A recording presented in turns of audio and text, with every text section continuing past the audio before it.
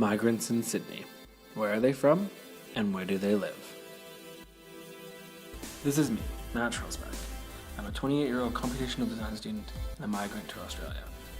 As a migrant, I was very interested in researching and visualizing aspects of the city of Sydney's migration story. Using census data from 2011, I looked at where Sydney's migrants came from and where in the city they lived. By looking at what countries had the highest number of migrants living in Sydney, I was able to focus my research on migrants from 4 countries. These were the United Kingdom, China, Indonesia, and New Zealand. I then looked at the 4 City of Sydney suburbs that had the highest percentage of migrants in 2011. These suburbs were Chippendale, Ultimo, Haymarket, and Sydney.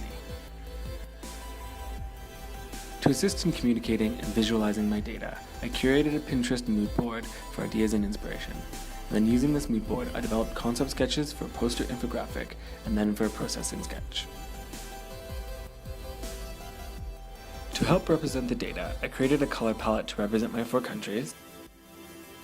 I used line elements to represent movement and change. And I used dots and a pictogram of a man to represent the migrants. Using these design elements, I communicated my data through the creation of a poster, showing various key metrics that emerged from my analysis of the data. These metrics included information such as Haymarket had the greatest percentage of Indonesian migrants, while Chinese migrants were more likely to live in Ultimo than any other suburb. I then visualized my data further through the use of Processing 3 software.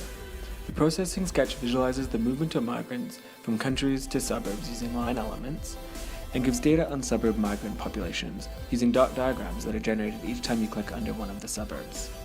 These processing sketches help to visualize different key findings from my dataset, such as that in Haymarket, 3 in 4 residents were migrants, and in Sydney, the ratio was 2 of every 3 residents were migrants.